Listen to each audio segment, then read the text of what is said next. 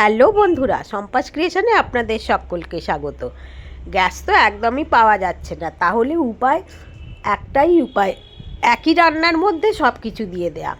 মানে আলাদা করে ডাল, পটল ভাজা, আলু ভাজা এসব কিন্তু এখন একদমই করা যাচ্ছে না। তো কি করব, সেরকমই রান্না একটা আমি আজকে তৈরি করছি। এখানে আমি আলু পটলগুলো লম্বা করে কেটে নিয়ে এটা ভেজে নিচ্ছি।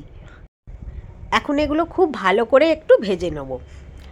তো ভাজাটা একটু হয়ে গেলে, এর অনেকটা জায়গা তো পাশেই আমি একটু জিরে ফোড়ন দিয়ে দিলাম।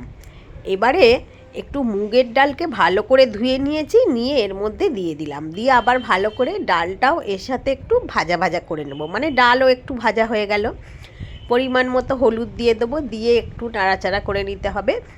এখন একটা মশলা করছি, আদা, জিরে আর কাঁচা লঙ্কা একটু বেটে নিয়ে মিক্সিতে সেটা এতে দিয়ে দিলাম।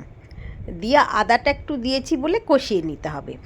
আদাটা একটু কষিয়ে নিয়ে এতে এবার সিদ্ধ করার জন্যে আমি দিয়ে দেবো একটু জল। জল দিয়ে একটু তো সিদ্ধ করে নিতে হবে। আর এর মধ্যে ডাল আছে, আলু পটল সব কিছু আছে।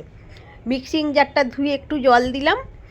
এই ডাল কিন্তু একদম গলে যাবে না, বেশ ভালো সিদ্ধ হবে। পরিমাণ মতো নুন দিয়ে দিয়েছি, তেজপাতা দিয়ে দিলাম, আবার একটু ঢাকা দিয়ে করব।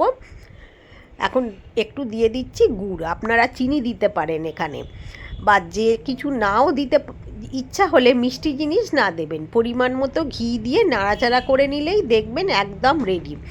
এটা একটু ঝোল ঝোলও রাখতে পারেন, আবার এই রকমও তৈরি করতে পারেন। এটা ভাত, রুটি, লুচি সব কিছু দিয়ে খুবই ভালো লাগবে খেতে। গরম মশলার গুঁড়ো একটু ছড়িয়ে দেবেন।